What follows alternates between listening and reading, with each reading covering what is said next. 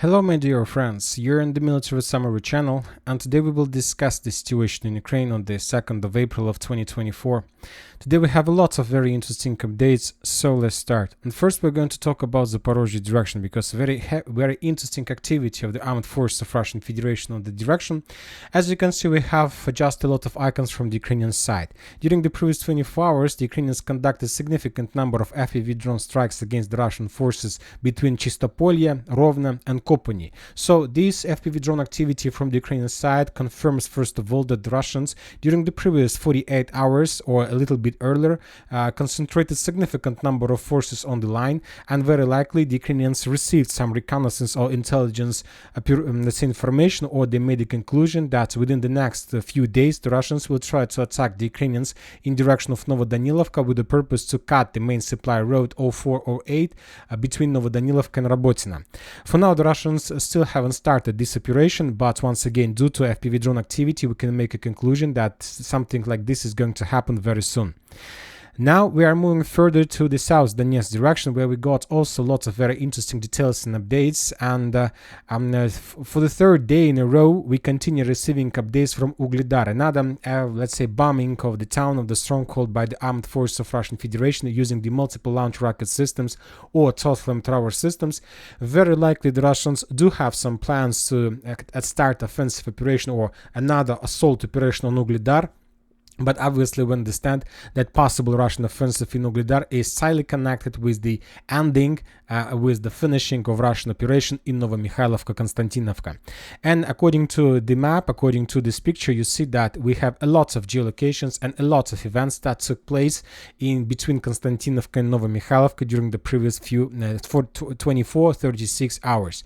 The most important updates are coming, of course, once again, between the area of Konstantinovka, Paraskovivka, Novomykhailivka. This is the area. Today, either the Russians and the Ukrainian sources published additional information of how the Russians were bombing and destroying the bridge between Paraskovivka and Novomykhailivka, one of the main supply roads that Ukrainians had in the past to support their forces in Novomykhailivka. The bridge was destroyed. We've seen this picture already yesterday, and as I understand, as a result of first attack, the Russians haven't managed to destroy the bridge completely. Today, the Russians continued this operation, this situation, and the thing is that we were guessing what kind of weapon the Russians were using for that attack.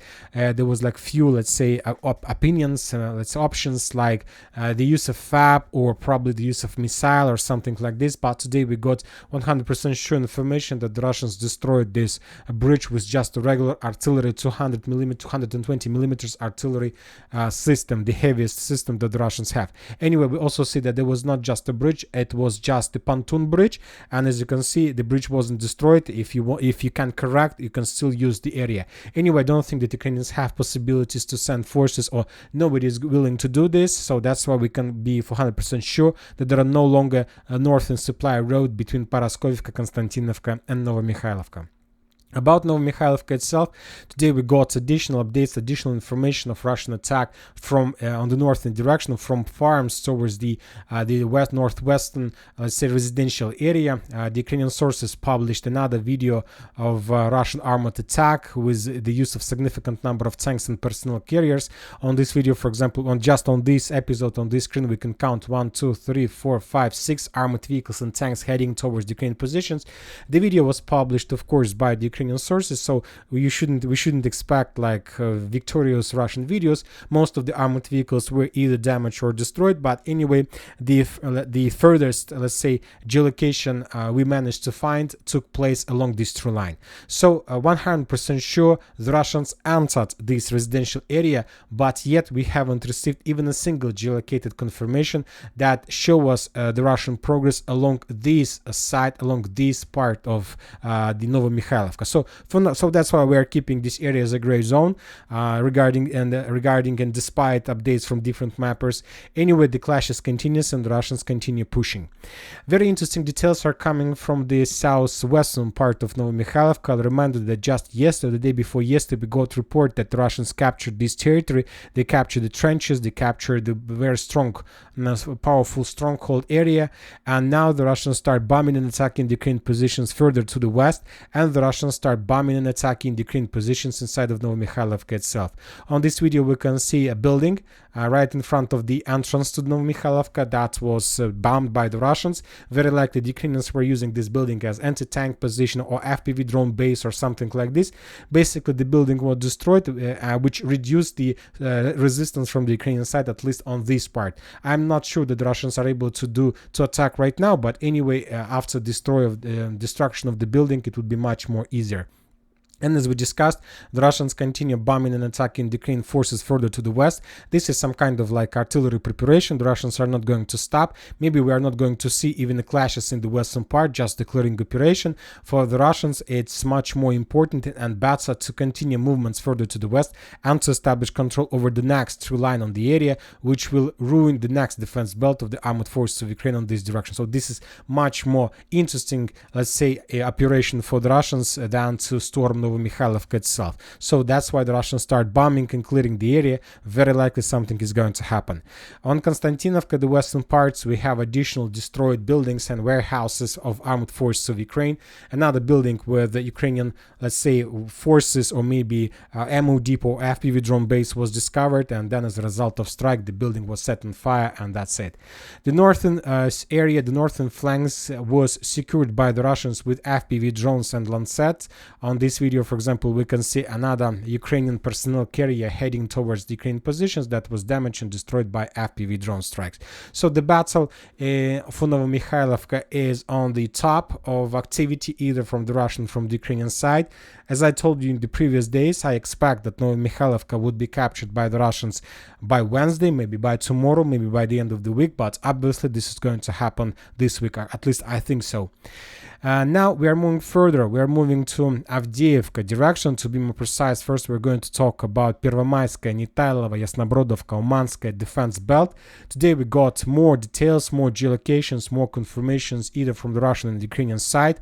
If you remember, this is exactly the area where the Russians conducted a few days ago, let's say, massive tank assault operation towards Yasnobrodovka. According to the Ukrainians, lots of armored vehicles of armed forces of Russian Federation were destroyed during that attack. A lot of armored vehicles of Russian forces managed to break through the defense belt and to reach objectives and goals and something like this. We have lots of mappers confirming additional Russian progress for now without geolocations. Lots of reliable sources, maybe more or less reliable or something like this, but we have what we have. Furthermore, we got the videos we discussed in the previous update of attempt from the Ukrainian side to counterattack the Russian forces, but the Ukrainian attack was repelled, or even the Ukrainian attack wasn't repelled, but at some point the Ukrainians, during their movement to the Russian positions, decided to stop, decided not to risk, and they returned back on the mainland towards Umanskaya. And during the withdrawal process, one of the Ukrainian personnel carrier got on minefield and basically was destroyed. And we have another FPV drone video of the 25th Airborne Brigade on the direction, how the Ukrainians were attacking the Russian forces here. And this video confirms that very likely the Russians managed to capture the final defense belt, the final tree line in front of the town of Umanskaya. So this is Russian tank, this is Ukrainian FPV drone, and FPV drone attacks the tank. So these geolocation took place here. So very likely, and probably we need to change the map, update the map, and very likely this area is under complete Russian control. So something like this happened. What the Russians are planning to do next, and what are they doing right now? So obviously this is the final Ukrainian defense belt. This is it. Umanskaya, Yasnobrodovka, Nitailova and Pervomayskaya. And this is very important foothold for one important thing. If the Russians are able to capture these towns, and we understand, and very likely the Russians are able to do this, then the Russians will get to operational space, significant operational space. What I'm talking about. Once again, if we calculate the distance of possible Russian foothold, or at least the area the Russians are planning on trying to capture, the foothold is around, let's say, the length of the line of combat contact, the length of Russian possible control area is going to be around 14 kilometers. So the Russians, as soon as they capture this area, or let's say inside of this black line, they will concentrate significant number of forces, at least as much as as possible forces will be concentrated in the direction. And the main thing is that when talking about the Ukrainian side, the next Ukrainian defense belt or the line the Ukrainians are planning to hold goes Очеретина, Novopokrovska, Novoselyovka Persha, Mizhova, Skuchna, Karlovka Water Reservoir, Karlovka, Galishevka, then probably Fields and Krasnogorovka. And the Ukrainian, let's say the length of Ukrainian line of defense belt is around 34 kilometers. So the Russians have, let's say, 2.5 less defense belt in comparison, let's say line of concentration of forces in comparison with the Ukrainian one. So at this point, when the situation is going to be exactly like you see right now in front of your screen, the Ukrainians will be forced to keep their forces all along these 34 kilometers, starting from Krasnogorovka to Очеретина. And the Russians can concentrate their forces just inside of this, let's say, position. And from these positions, the Russians will be able to attack to Novoselyovka Persha, or to move further in direction of Karlovka Water Reservoir, or to attack to the south through Nitailova, also through the fields in direction of Krasnogorovka. So the Russians may choose where to attack, and the Ukrainians don't have possibilities to choose where to concentrate their reserves and where to defend. Because if the Ukrainians concentrate their forces in Karlovka, the Russians will move to the north in direction of, let's say, Очеретина, Evgeniivka. If the Ukrainians concentrate their forces in Novopokrovsk, the Russians will attack Krasnogorovka. So now the Russians need less forces, and the Ukrainians need more forces than the Russians. Of course, this situation have just operational effect. Let's say in a day or two or three, the Ukrainians will be able to redeploy and to stabilize area. But who knows whether 1 hour, 2 hours, or 4 hours of unexpected attack can break the entire situation, and the Ukrainians can start running away further to the west in direction of Dnipro River. Nobody knows. Now we are moving further to probably the most important area of the previous 24 hours, to Berdychi. Berdychi. This is very important area because I believe that you have already seen lots of geolocations, lots of icons. Most of the mappers, including reliable, non-reliable, neutral, pro-Russian, pro-Ukrainian, have already updated their maps showing the Berdychi completely under complete Russian control. So today, lots of mappers updated this territory of Berdychi as a territory under complete Russian control. So this is it. So as if the Russians managed to break through this defense belt and to enter, let's say, this part of the village. For now, I can't tell you for sure whether it's true or not. Maybe the Russians managed to do this, maybe not. But most of the mappers made the changes on their maps due and as a result due on the basis of one video. And this is the video I'm talking about. Let's discuss this video in details, and I'll explain to you my doubts, what I'm talking about, and why I still military samurai haven't colored this part of Berdychi based on this video. For example, this video, first of all, this video was published by the Ukrainian sources. And the drone who was filming the area also still belonged to the armed forces of Ukraine.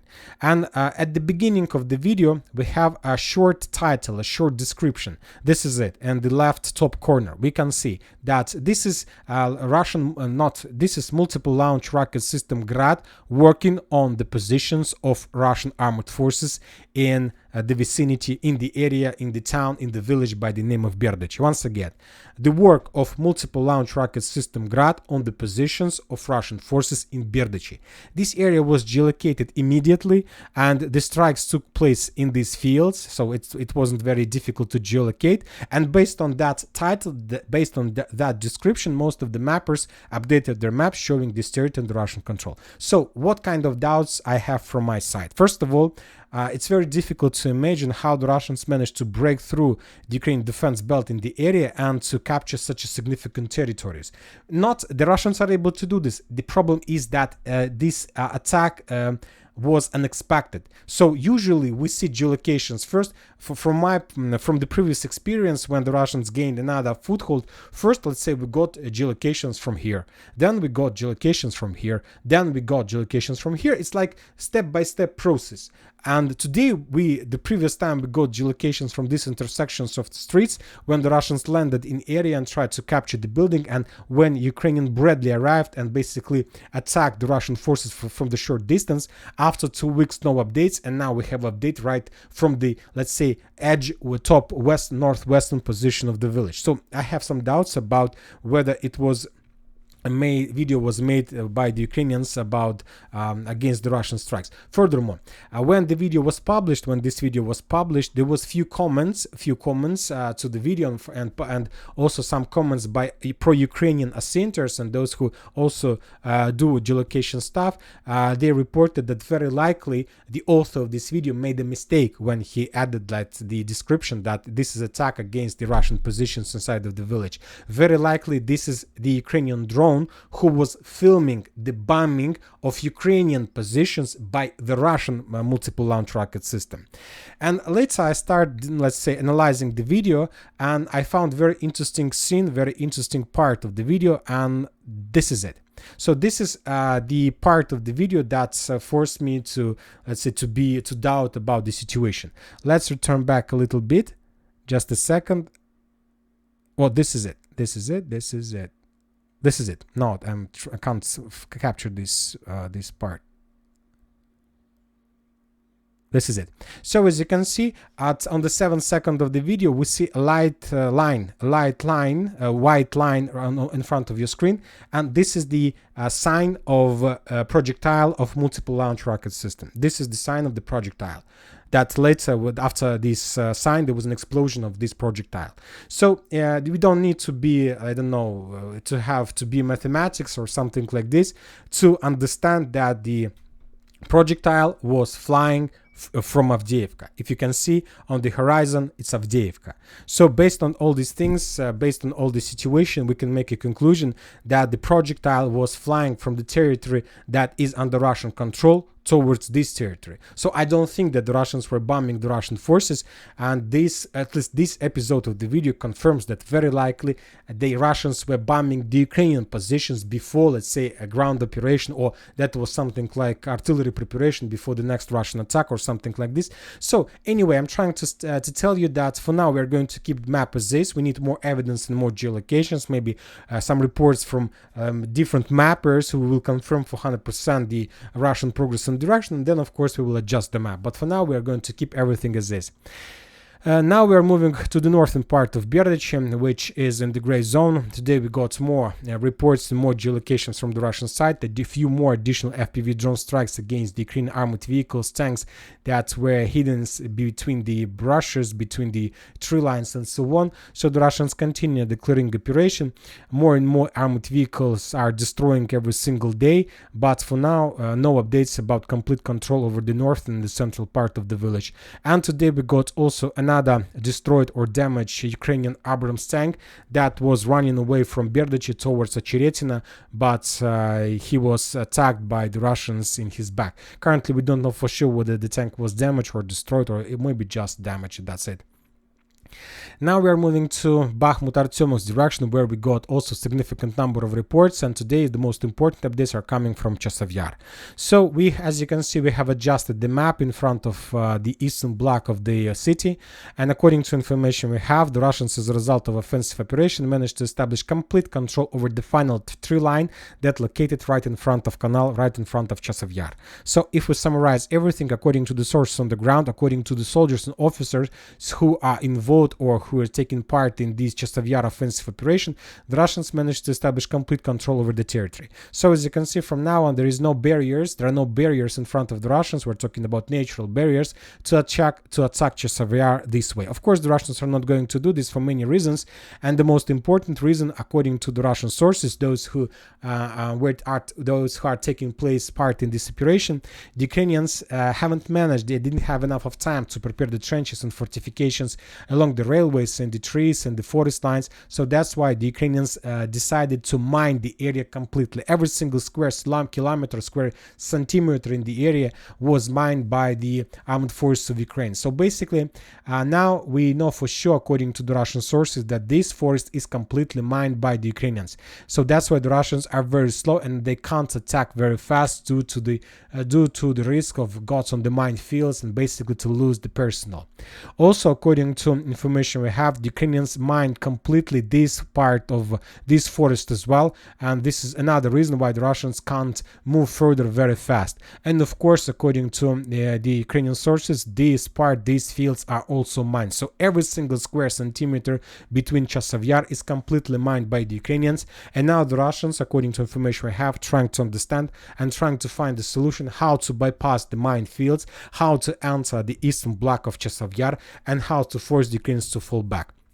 Maybe the Ukrainians have some solutions, but for example, when talking about fields, maybe they will do some demining, clearing stuff, but there are a lot of high-rise building and a lot of probably anti-tank positions. To move through the forest is very difficult, because when talking about fields, if the mines are fresh, you can at least see them with drone, and you can build or let's say create some mine map or mine maps or something, mine field maps or something like this.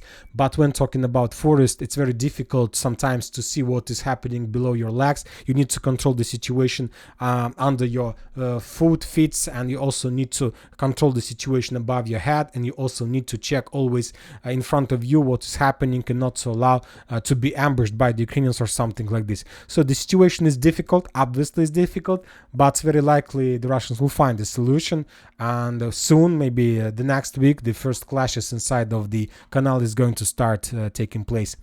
Ivanovska, lots of very interesting details that I would like to discuss with you. We have one geolocated video from the Ukrainian side. On this video, we can see the Ukrainians destroying the bridge along the N32 road that goes from Ivanovska to Chasiv Yar. The Ukrainians destroyed the bridge using the distance mining method with a small drone, as you can see. They basically fell down into the small hole with the explosive, and then there was a very heavy explosion. So the Russians probably have some problems at least for now, with logistic, with redeployment and moving further to the west. The situation in this area is the same as we used to see as we saw just now in Novomykhailivka, when just a small bridge was destroyed, but the destruction of the small bridge led to a small collapse of further offensive operation. Now the Russians need to think how to attack to the forest, to this area, let's say to the south, with the purpose to reach canal, but very likely this forest was also mined by the Ukrainians. So for now, a lot of things to keep in your mind, to build a strategy, tactic, and then to start movement. Now we are moving to Solidar direction, where the Russians continue offensive operation. We have some reports from the ground, and the Russians are saying that they're advancing. For now, we still haven't received even a single geolocated confirmation of further Russian progress. We just have some reports on the ground saying, telling us that the Russians managed to get some positions on the hill, to establish high-rise positions, to establish control over high-rise positions, to move further along the railways. The latest update we have from the area, the yesterday's updates to be more precisely, the main clashes were taking place in the vicinity of the railway station Avdiivka. For now, we haven't received any updates whether the Russians managed to take control of the area or not, so we continue waiting for updates. The most important updates are coming from Bilohorivka. The most important updates are coming from Bilohorivka once again. As you can see, we have adjusted the map. According to information we have today, the Russians, as a result of offensive operation, managed to break through the Ukrainian defense belt, and the closest to Ukrainian position geolocation that Asinters managed to find took place in this area. It's not like a huge Russian attack. That was let's say the destroyed Russian tank that was heading towards the forest. So of course the Ukrainians would not publish more videos whether the Russians managed to enter the forest or not, but we understand that by moving this way, the Russians were targeting and were heading to this forest, to this area. Currently we don't know for sure whether the Russians managed to establish control over the forest or not, but very likely if the Russians started, obviously we need to expect that the Russians will finish the things they started, and very likely the Russians entered the forest, this one, and now currently, as I understand, is the process of digging in deeper from the Russian side with the purpose to stabilize the area, to repel possible Ukrainian counterattacks, and very likely the Ukrainians are counterattacking the Russians in the area, trying to force them to fall back. And once again, if the Russians are able to dig in deeper in this forest, and I remind you that very likely and possibly this is the positions of 54th Mechanized Brigade.